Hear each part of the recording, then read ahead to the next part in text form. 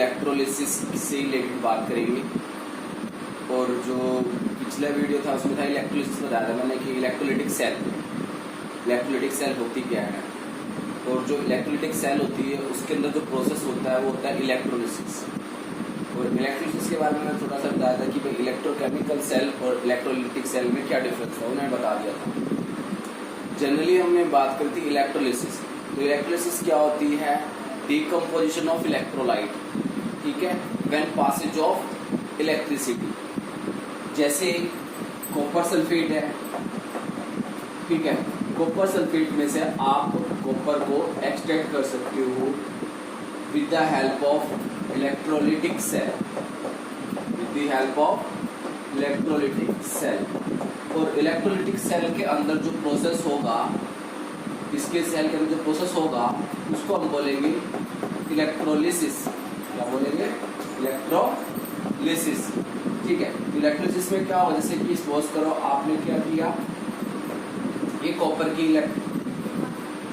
Electrode इसके अंदर dip करी और ये आपका कॉपर सल्फेट का सॉल्यूशन था।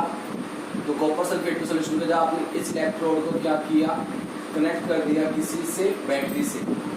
तो जितने भी इसके अंदर कॉपर आयन थी वो क्या करेंगे, इस नोड से इलेक्ट्रॉन गेन करके इसके ऊपर क्या हो जाएंगे, डिपोजिशन इनका हो जाएगा। तो जनरली एक तरह से हम क्या कर रहे हैं, अपने सॉल्ट के अंदर से उस कॉपर आयन को क्या कर रहे हैं, एक्सट्रैक्ट कर रहे हैं, ठीक है। वो कितना डिपॉजिट होएगा, ठीक है, वो डिपेंड करेगा हमारा भाई कितनी आपने क्वांटिटी ऑफ इलेक्ट्रिसिटी उसके अंदर पास करी। तो उसी को हम बोलेंगे फैराडेज लॉ। क्या बोलेंगे? Faraday law. तो फैराडे लॉ, तो आज फैराडे लॉ ये डिस्कस कर लेते हैं। पहला हमारा जो आज का टॉपिक है फैराडे फर्स्ट लॉ। क्या है? Faraday first law. तो फैराडे फर्स्ट लॉ क्या कहता है? फैराडेज फर्स्ट लॉ,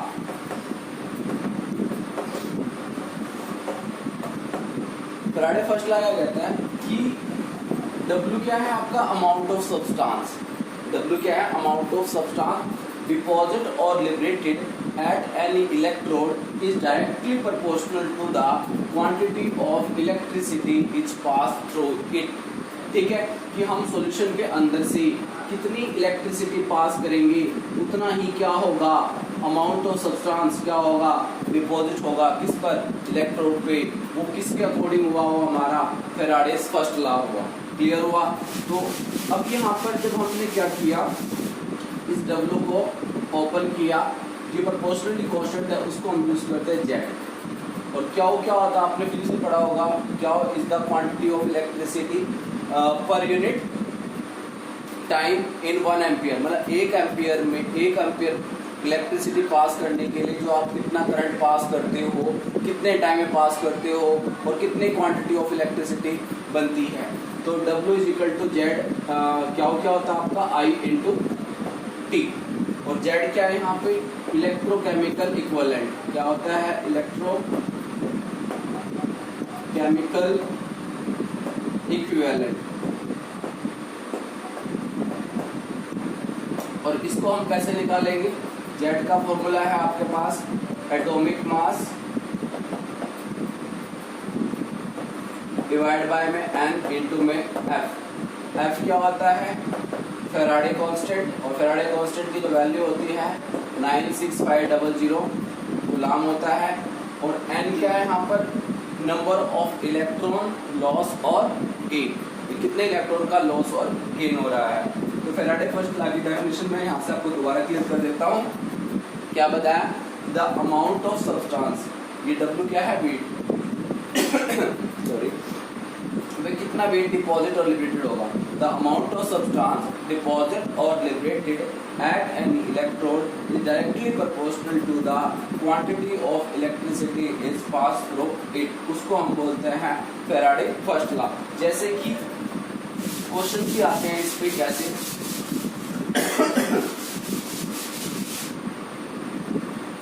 आपको पता ही है, जैसे कि आप कॉपर सल्फेट है, कॉपर सल्फेट में से आप क्या बनाओगे, कॉपर एक्सट्रैक्ट करोगे। तो कॉपर सल्फेट का Cu2 पॉजिटिव होता है, Cu2 पॉजिटिव से क्या बन रहा है, Cu बन रहा है। और ये आपका कितना है, 1 मोल है। यानी 1 मोल ऑफ कॉपर आयन को कॉपर मेटल में कन्वर्ट होने के लिए कितनी क्वांटिटी ऑफ इलेक्ट्रिसिटी आपको चाहिए, यही है ना।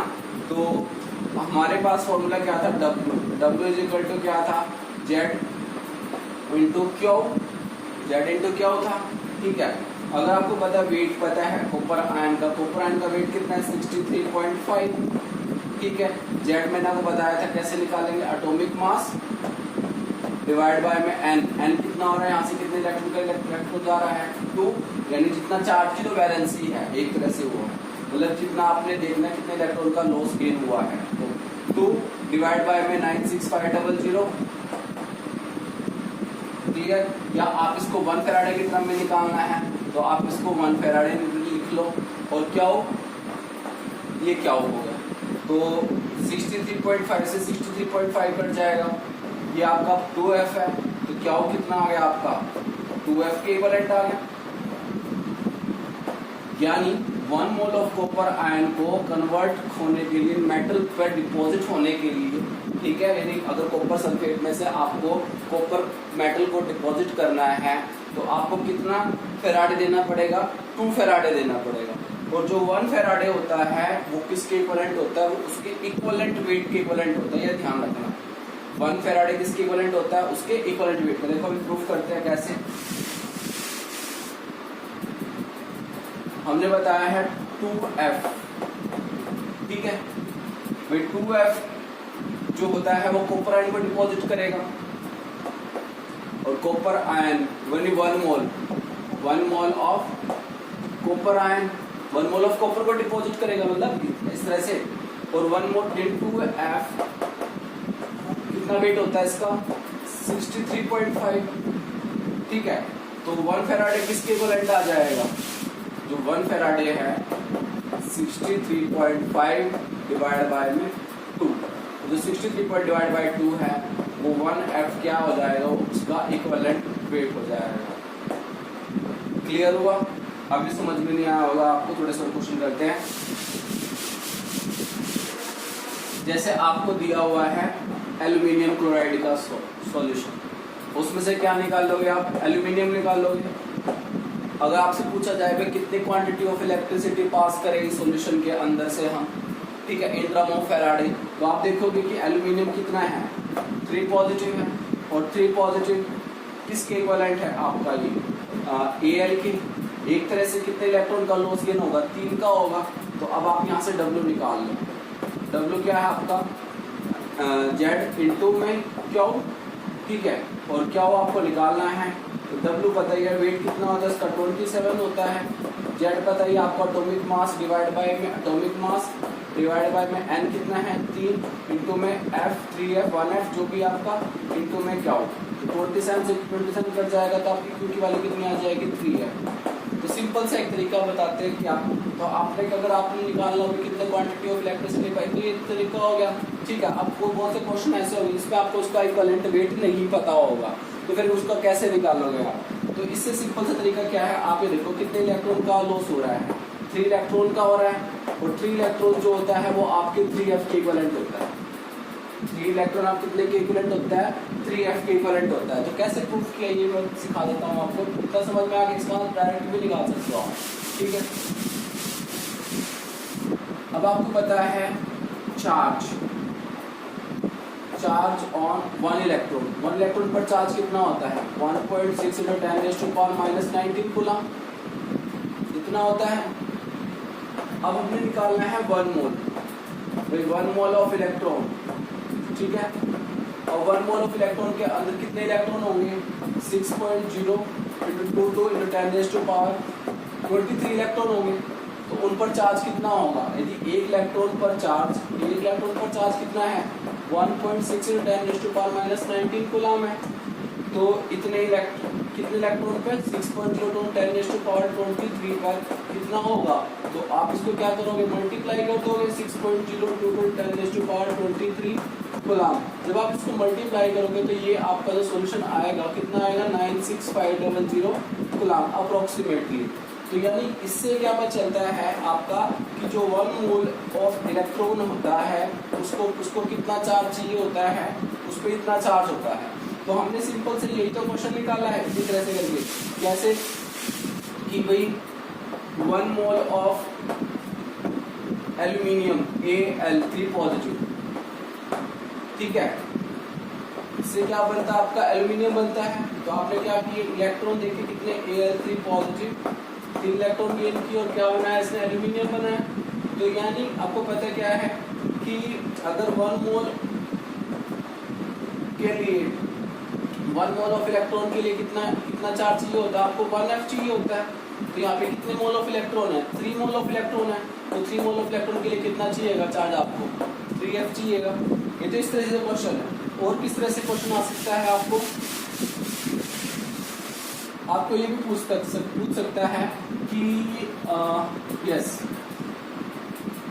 10 ग्राम ऑफ एल्यूमिनियम है, ठीक है, 10 ग्राम ऑफ AlCl3 है, ठीक है, तो उससे आपको कितने क्वांटिटी ऑफ इलेक्ट्रिसिटी देनी पड़ेगी, मतलब क्वांटिटी ऑफ इलेक्ट्रिसिटी निकालनी है, चार्ज निकालना है, ठीक है, कितना 10 ग्राम ऑफ AlCl3 में से एल्यूमिनियम को डिपॉजिट करने के लिए आपको कितना चार्ज देना पड़ेगा, ये है आपको। अब आपको क्या पता है, आपको ये इक्वेशन के अकॉर्डिंग ये पता है AlCl3 में क्या है आपका, Al3 पॉजिटिव है, Al3 पॉजिटिव है, वो क्या बना रहा है, एल्यूमिनियम बना रहा है। और यानी Al3 पॉजिटिव में 3 इलेक्ट्रॉन क्या बना रहे हैं, एल्यूमिनियम बना रहे हैं। यानी 1 mole of aluminium, 1 mole of aluminium के लिए 1 मोल ऑफ एल्यूमिनियम के लिए आपको कितना चार्ज देना पड़ेगा, 3F। क्यों, क्योंकि 1 मोल ऑफ एल्यूमिनियम में कितने इलेक्ट्रॉन है, अगर आपको बात करें 1 मोल ऑफ 3 इलेक्ट्रॉन, तो 3 इलेक्ट्रॉन के लिए 3F चाहिएगा। और वो 3F 1 मोल ऑफ एल्यूमिनियम के इक्विवेलेंट है, इतना तो समझ में आ गया होगा। बट यहाँ पे कितना देखा आपको ग्राम में, तो आप इस ग्राम की क्या निकाल लो, एल्यूमिनियम निकाल लो। तो ऐसे कर सकते हो या फिर आप ऐसे भी कर सकते हो क्या, और 1 मोल जो है 1 मोल ऑफ एल्यूमिनियम है वो कितने की इक्विवेलेंट है, 27 ग्राम की इक्विवेलेंट है। आपको पता चल गया कि 27 ग्राम ऑफ एल्यूमिनियम को डिपॉजिट 27 ग्राम ऑफ एल्यूमिनियम को डिपॉजिट होने के लिए कितनी इलेक्ट्रिसिटी चाहिए आपको, 3F चाहिए। एक को कितना चाहिएगा, 3/27 और कितना देखा 10 ग्राम, तो मल्टीप्लाई कितने से कर दोगे आप 10, तो वो आपको कितने में आ जाएगा, जितना भी इसका कितना आ जाएगा, यानी 10/9F। अगर कुलाम में निकालना है तो मल्टीप्लाई 96500 कुलाम कर दो, यानी 10 ग्राम को इतनी इलेक्ट्रिसिटी चाहिएगी। ये भी समझ में आया नहीं आया? अच्छा, एक और कुछ और क्वेश्चन कर लेते हैं हम। कैसे,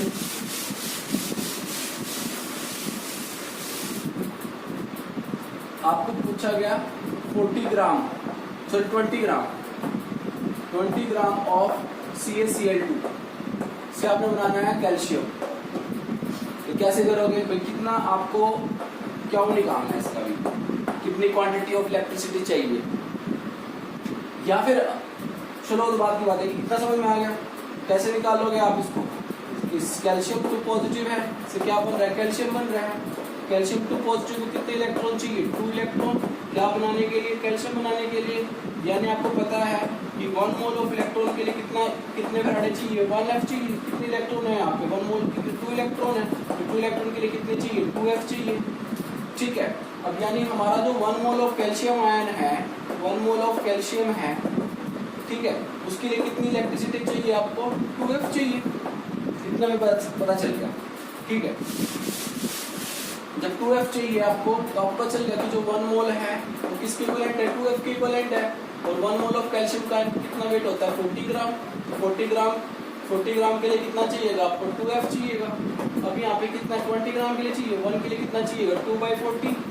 और 20 ग्राम के लिए कितना चाहिएगा, 20 कितना चाहिएगा, 1F इसका आंसर होगा।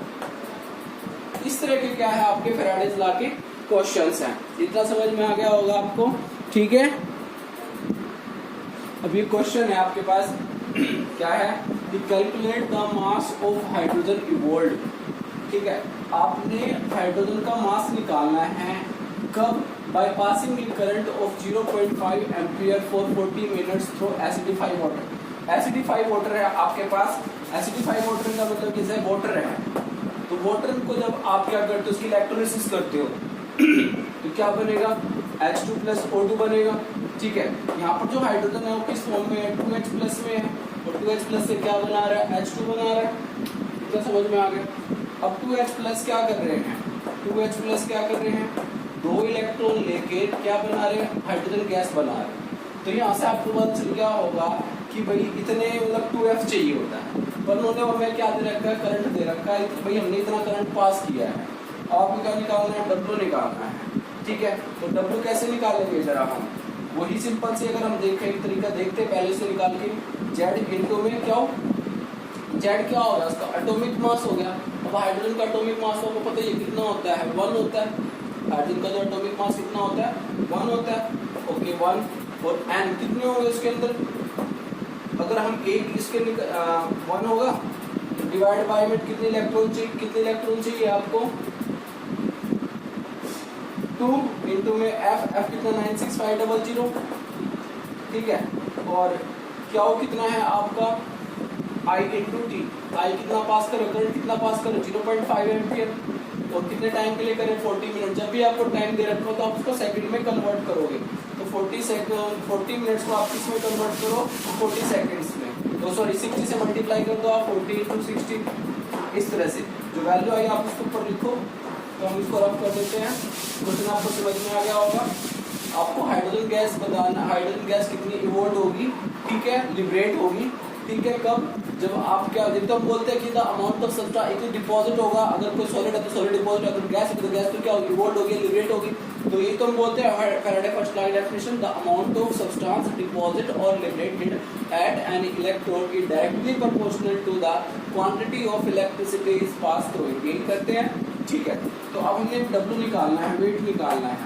ठीक है, जितना आप इलेक्ट्रिसिटी पास उतना ही वेट डिपॉजिट होगा, ऑब्वियस सी बात है। Z कितना आपका 1 इंटू 2 इंटू F की फॉर्म में लिख लो।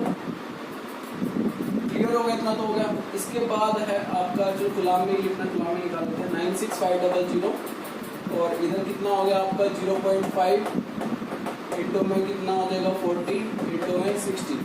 अगर आप इसको सोल्व करो तो आप इसको सोल्व करके इसका आंसर निकालना कितना आ रहा है। ओके, तो यहाँ तक आपने कर लिया। ये हमने क्या किया था अब तक, ये W जो Z इंटू क्या हो, और ये 1/2। ठीक है, हाँ एक मिनट, इसमें थोड़ा सा आपने ध्यान रखना है। दोबारा बताता हूँ क्या किया मैंने। ये अब तक आपको क्या करा था, हाइड्रोजन गैस इवोल्व हो रही थी। ठीक है, यानी H2O में ये था ना, H2O से क्या बना था आपका, हाइड्रोजन गैस इवोल्व हो रही है। जब आपने इसको आयनाइज किया तो कितना बना 2H plus 2 electron give rise to क्या होगा आपका H2। हमने यही लिखा था ना। तो यहाँ से अगर हम इसका Z निकाल लें, इसमें Z तो Z की वैल्यू तो रखा हमने 1/2। Z कितना, अब हमने तो 1 मोल के लिए निकालने, तो 1 मोल के लिए क्या हो जाएगा, H प्लस हो जाएगा, और ये 1 इलेक्ट्रॉन हो जाएगा, और कितना हो जाएगा, ये हाफ H2 हो जाएगा। हमने तो बताना 1 मोल ऑफ हाइड्रोजन की बात कर रहे हैं हम। किसकी बात कर रहे हैं, 1 मोल ऑफ हाइड्रोजन की बात कर रहे हैं। ये इतनी बात समझ में आ गई। अब इसके बाद हमने क्या किया, दोबारा करके दिखा रहा होगा आपको। 1 मोल ऑफ हाइड्रोजन की बात कर रहे हैं, तो हमने कितना बताना कि 1 मोल ऑफ हाइड्रोजन में कितना गैस इवोल्व होने में कितना इवोल्व उसका वेट निकालना क्या करें, 5 Z का है आपका एटॉमिक मास हाइड्रोजन का तो 1 होगा, डिवाइड बाय में कितना लेंगे N, और F कितना 96500 प्लस। अब N कितना होगा, हमें इलेक्ट्रॉन कितना देते हैं हम यहाँ पे, पहले 2 ले रहे थे, 2 के लिए बता देता हूँ आपको, यहाँ पे आएगा 1, क्योंकि हम पहले कितना ले रहे बट हमने कितने निकाली थी, 1 मोल के लिए निकाली, और यहाँ पे बात करेंगे 1 मोल की। तो जब आप 1 मोल्स के लिए निकालोगे तो आप 1 की वैल्यू N की वैल्यू कितनी पुट करोगे, 1 ही पुट करोगे, इंटू क्या हो कितना आपका यहाँ पे I क्या होगा आपका I कितना करंट कितना आपका 0.5 एम्पियर है, और टाइम कितना आपका 40 मिनट्स था, तो सेकंड में कन्वर्ट कर दिए।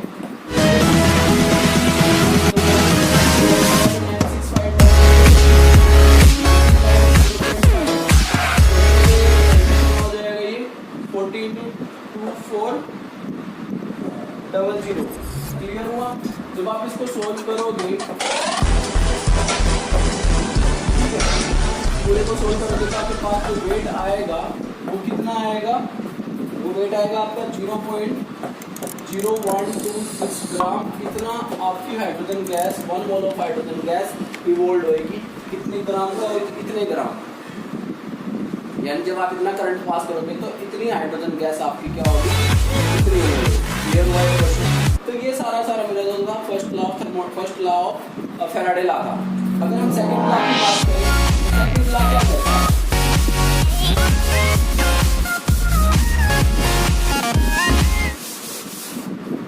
सेकंड लॉ क्या कहता है? कहता है कि अब आपके पास क्या, अगर आपके पास दो डिफरेंट इलेक्ट्रोलाइट है, दो सॉल्यूशन है, सपोज करो एक कॉपर सल्फेट है और दूसरा क्या आपके पास AgNO3 है, ठीक है। अगर वो क्या है, आपके दो इलेक्ट्रॉन है इस तरह से, अगर वो कनेक्टेड है, ठीक है, एक दूसरे से, और उसके अंदर से सेम करंट क्या कर रहा है, पास हो रहा है, मतलब दोनों के अंदर जो इलेक्ट्रिसिटी पास हो रही है वो सेम अमाउंट की जा रही है, सेम अमाउंट, ठीक है।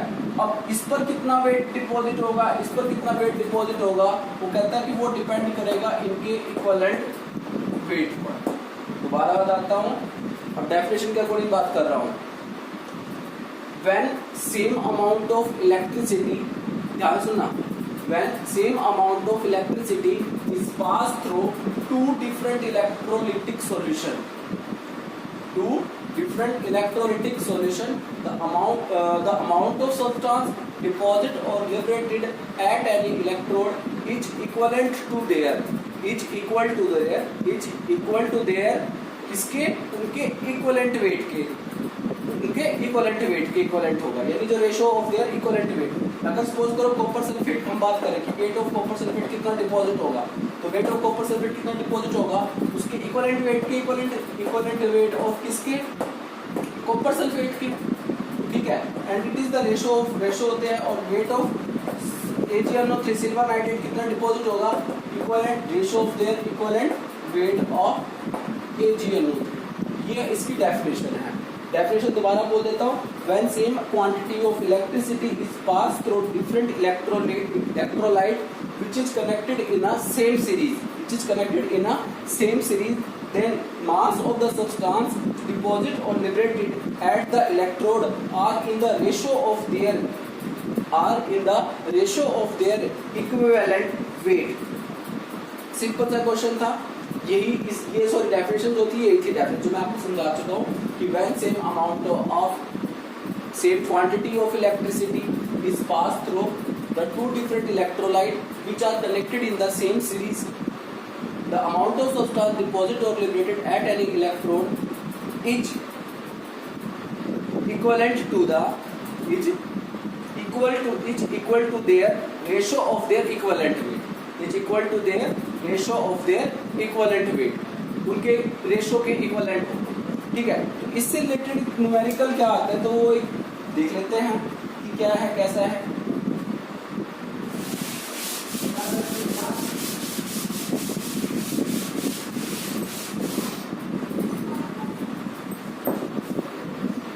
क्वेश्चन है आपका, क्या है कि इफ ए करंट, मैं क्वेश्चन लिख देता हूं आपके लिए। तो एक क्वेश्चन है इसी से रिलेटेड ही है कैसा कि आपको ना दो सॉल्यूशन दे रखे हैं, कॉपर सल्फेट का सॉल्यूशन है और AgNO3 का सॉल्यूशन है, और आपको ये कहा हुआ है तो उसका तो 101 to 1.08 ग्राम, सपोज करो 1.08 ग्राम उसका वेट डिपॉजिट हो रहा है, ठीक है, AgNO3 का। अगर इतने अमाउंट ऑफ इलेक्ट्रिसिटी पास करते हैं, तो AgNO3 तो इतना डिपॉजिट होता है, तो बताइए कॉपर सल्फेट कितना डिपॉजिट होगा। हमें क्या पता है, सबसे पहले आप ये निकाल लो कि ये जो है ये कितने कूलाम है, ठीक है। तो क्या वो निकालोगे, क्या वो कैसे निकालोगे, I into T, ठीक है। और I कितना आपके पास 0.5 एम्पियर है और 30 मिनट्स है, तो 30 into 60 है। 0.5 को आप क्या लिख सकते हो 5/10, ठीक है। तो ये 1/2 हो गया, और तो ये कितना हो गया 15 हो गया, तो कितना आ गया, कितना आ गया आपका 900 कूलाम आ गया, अब यानी 900 कूलम जो है, ठीक है, यानी 900 कूलम, 900 कूलम जो है आपको कितना वेट डिपॉजिट करता है, 108 ग्राम वेट डिपॉजिट करता है। पर हमें क्या पता सिस्टम के अकॉर्डिंग अगर हम जाए AgNO3 कितना है, AgNO3 Ag plus Ag give rise to Ag है, यानी 1 मोल ऑफ Ag कितना डिपॉजिट करेगा आपका, 1 मोल ऑफ सिल्वर कितना डिपॉजिट करेगा, उसके मास की इक्विवेलेंट होगा। उसका मास कितना है, 108 ग्राम है, ठीक है, इतना है सपोज करो। और जो 1 मोल ऑफ इतना है, कितने गुलाम की इक्विवेलेंट है, 1F के है, और 1F कितने प्रोड्यूस कर रहा है, 108 ग्राम है, ठीक है। तो आप क्या लिख सकते हो कि भाई अगर 108 ग्राम 96500 गुलाम कितना वेट प्रोड्यूस कर रहा है आपका, 108 ग्राम, इतने गुलाम, तो कितने गुलाम है आपके पास, 1 गुलाम कितना करेगा, इतना हो जाएगा, ठीक है। और 900 गुलाम कितना कर देगा, मल्टीप्लाई 900 ग्राम, तो ये कितना आ जाएगा, ये आपका सिल्वर का जो वेट है उसको निकाल लेगा, भाई इतना वेट इतना डिपॉजिट करता है, ठीक है। अब हमने यहाँ पे फिर आप क्या कर सकते हैं, इक्विवेलेंट वेट वाला फॉर्मूला लगा दो, कैसे, इसका वेट आ जाएगा ना, यहाँ से जो आपने भी निकाला है हमने, उसका आपका वेट आ जाएगा, किसका आएगा, ये सिल्वर का निकाल लिया हमने, ऐसे इसका भी निकाल सकते थे हम। तो फिर कोई फॉर्मूला लगाओ कि कॉपर सल्फेट कितना डिपॉजिट होएगा, उसके ratio of the equivalent weight, ठीक है। और कितना आया, जितना भी इसका वेट आया 1070 ग्राम आया है, उतना इसकी वैल्यू पुट कर दो, ठीक है। तो इस तरह से आपका जो 108 आया था, तो आप इस तरह से वैल्यू निकाल सकते हो। पेपर में रेयरली कम आता है, बाकी तो जो आएगा आपका first law of Faraday first law से आएगा, उसी से रिलेटेड आपके जी क्वेश्चन है, ठीक है। आप NCERT रिलेटेड है वही क्वेश्चन करें आप उससे रिलेटेड, जैसे कि इस तरह से आ जाएगा, Cr2O72 नेगेटिव से क्या बनता है आपका, क्रोमियम बनता है Cr3 पॉजिटिव, ठीक है। तो कितने से कितना आप पहले यहाँ पे इसकी वैल्यू निकाल लो, ठीक है। जितना भी आएगा +6 आएगा, +6 से कितना बना, +3 यानी +3 इलेक्ट्रॉन, यानी 3 इलेक्ट्रॉन कितने इक्विवेलेंट है, 3 इक्विवेलेंट है। इस तरह के छोटे न्यूमेरिकल है। दिस इज ऑल अबाउट आपका क्या है, Faraday first law and second law है। तो अब आगे जो नेक्स्ट वीडियो बना रहा हूँ मैं, वो है product of electrolysis. Okay, thank you, bye.